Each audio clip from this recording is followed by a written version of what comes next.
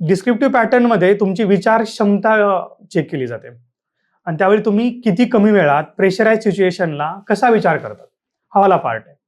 हा पार्ट आपोआप ह्या सगळ्या विद्यार्थ्यांना एक खूप पुढे घेऊन जाईल आयुष्यात पण आणि एक्झाममध्ये पण. दुसरी गोष्ट, जो अभ्यासाचा प्रकार आहे ना तो इतका अवघड नाही. लोकांनी हा मिनिमम तो फोबिया करून घेतलाय.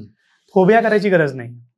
जो सिलेबस पॉईंट युपीएससी एमपीएससीने दिला आहे तो तुमचे प्रश्न दिलेत, तुम्ही ज्यातून जगत आलात. आपण नेहमी विद्यार्थ्यांना ऐकतो, मी वास्तव कट्ट फार ऐकले की आमच्या घरामध्ये गावात बस येत नव्हती, गावात न्यूजपेपरच येत नव्हता, गावात नेटवर्कच नाहीये, आमच्या शेतीला दुष्काळ पडला आणि पिकच नाही आलं, वडिलांनी कर्ज काढून पुण्यात पाठवलं.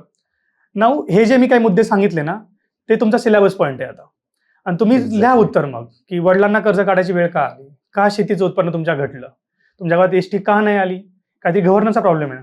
आणि हा तुम्हाला उत्तरात लिहायचा आहे. म्हणजे तुमची एक्झाम सोपी झाली का अवघड झाली?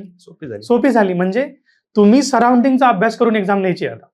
त्याला थोडा ऑफिसर किंवा ऍडमिनिस्ट्रेटिव्ह अँगल नक्की असावा. कारण का एमपीएससी किंवा युपीएससी काय विचार करते की आम्हाला ऑफिसर हवाय, आम्हाला एक जर्नलिस्टिक स्ट्रीम मधून आलेला माणूस हवाय जो हे प्रॉब्लेम सॉल्व्ह करेल.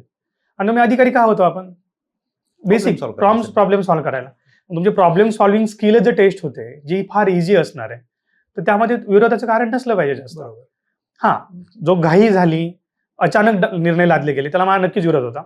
पण जो पॅटर्न चेंज झाला तो स्वागतार्ह आहे. मुलांनी जे आता ग्रॅज्युएशनला आहेत, जे अभ्यास करतायत त्यांनी तो पॅटर्न समजून घ्या, सोपा जाईल.